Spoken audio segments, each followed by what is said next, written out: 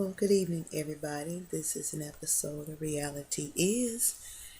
And so I decided to stop by and talk to you about there's one more debate left and the importance that we need to vote in this election.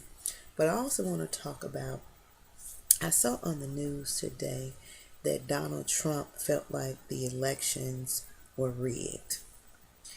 And since he made the comment on the bus, he said some 12 years ago, demeaning women and, talking about doing all kinds of things and saying because he had money it was okay to grope women and they wouldn't care because, he had money and that was okay. Now, we already know he's a whiner. He brags a lot. And because he got caught with his hand in the cookie jar, as they would say, now you feel like the election is rigged. First of all, you have no idea. In the last debate, you cannot answer one question. Your responses did not answer question. You always want to blame people. You all want to go to places where you shouldn't go in conversation.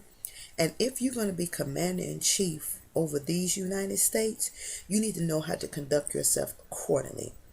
And why would we have our kids coming up and some children would like to be president someday and you think the example that you have set is okay?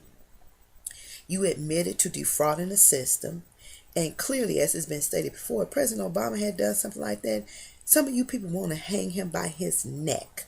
But for the life of me, as I agree with others, I can't understand why Donald Trump is allowed to get away with things he get away. Then again, it goes to the typical distinction of black and white. We know, and people can say this racist. It is, whether you want to admit it or not. We tend to have a problem when a person of color has the mindset and the education to do something, and we find fault in everything that they do. But here comes along this white guy, and he can say anything, he can do anything, and he have done anything. And some people in this country seems to be okay with it. I saw an article where this man say, instead of letting Hillary be president, he wouldn't care if Donald Trump groped his daughter. I mean, really? Do you stoop to this kind of disrespect that you would let a man like him get in office and grope your daughter? I mean, really, are we really thinking about the type of person he is and the type of country this will be if he's allowed to sit in that seat? He already bragged about the police department. He already talked about law and order. It's already bad out here. Justice scales are unbalanced. Nothing is fair.